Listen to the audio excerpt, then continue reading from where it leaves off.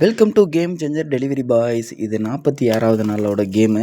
இன்றைக்கி அப்படியே கிறிஸ்மஸ்னால இன்றைக்கி ஏர்னிங்ஸ் நல்லா தருவோன்ட்டு கிளம்பிட்டு அப்படியே சாப்பிட போயாச்சு. சாப்பிட்டு அப்படியே ஆர்டருக்காண்டி அசைன் பண்ணோம். எடுத்தோடனே ஆர்டர் போட்டால் இன்ஸ்டாமார்ட்டில் ஆன் பண்ண செகண்ட்லேயே போட்டிருந்தான். பரவாயில்ல, இன்றைக்கி ஆர்டர் அதிகமாக வருமேன்ட்டு அந்த ஆர்டரும் கொடுத்துட்டு ரெண்டாவது ஆர்டரு குயிக்காகவே போட்டிருந்தான். பரவாயில்லேன்ட்டு அதுக்கடுத்து 1 பை 1 பார்த்தா கிட்டத்தட்ட அரை மணி நேரம் ஆகிறேன் ஒரு ஆர்டருக்கு.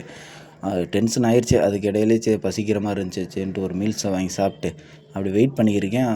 அதுக்கடுத்து ஆர்டரே போடல. கொஞ்சம் நேரமாக எவ்வளோ நேரம்டா வெயிட் பண்ணுற மாதிரி ஆயிடுச்சு. அதுக்கடுத்து 1 பை 1 போட்டுக்கிருந்தேன். அப்புறம் 3 மணி டு 6 மணி ஸ்நாக்ஸ் டைமத்தில் சுத்தமாகவே போடல.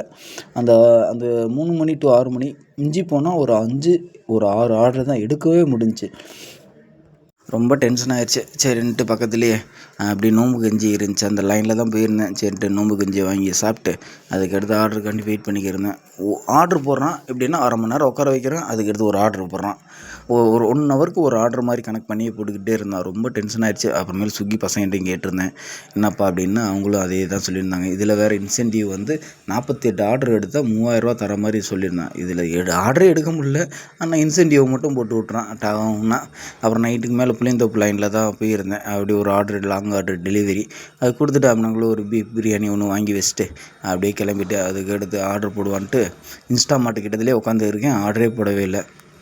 வெறுப்பாயிடுச்சு. கிளம்பலான்னு பார்த்தேன். அப்புறமேலுக்கு ஒரு ஆர்டர் போட்டேன் பிவிஆரில். சரி, ஓகே, அதை முடிச்சுட்டு பார்த்தா தலைப்பக்கட்டியில் முடிகிற செகண்டில் 2 ஆர்டர் டக்குன்னு போட்டிருந்தேன். சரின்ட்டு அந்த ஆர்டர்லாம் முடிச்சுட்டு அதுக்கடுத்து ரூமுக்கு வந்துட்டேன். ரூமுக்கு வந்து 1:05 ஆயிடுச்சு.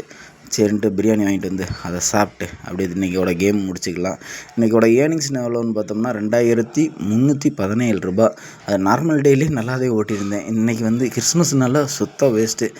அப்புறமேலுக்கு நண்பர்களுக்கு ஒன்று சொல்கிறேன், இன்னையிலேருந்து ரிவீல் பண்ணுறேன். 45வது நாள் வரைக்கும் நான் ஓட்டினது 1,172 ரூபாய்க்கு ஓட்டியிருக்கேன்.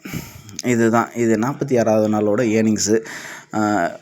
எக்ஸ்பென்ஸ்னு பார்த்தோம்னா 585 ரூபா ஆச்சு. அது கழிச்சது போக நம்ம கை கிடச்சது 1732 ரூபா கிடச்சிச்சு. இந்த 46 நாளில் ஓட்டின அமௌண்ட்டு மட்டும் 1,1904 ரூபாய்க்கு ஓட்டியிருக்கோம். இதில் வந்து நண்பர்கள்லாம் போட்டிருந்தாங்க 95, 97 அந்த மாதிரி. அவங்களுக்கு இந்த போட்டியிலேருந்து விலகுறாங்க. மிச்சம் இருக்க ஒரு 10 பேர் இருக்காங்க. அவங்க அமௌண்ட்டு இதுக்குள்ளே வருதான்னு பார்த்துக்கிட்டே வாங்க, ஓகேங்களா? நான் 50வது நாள் இந்த அமௌண்ட்டு கரெக்டாக சொல்லியிருப்பாங்கள அவங்களுக்கு ஒரு சின்ன கிஃப்ட் நம்ம தருவோம், ஓகேங்களா? பார்க்கலாம். Time is gold. டயத்தை பயனுள்ளதாக யூஸ் பண்ணுவோம். Your risk your gift.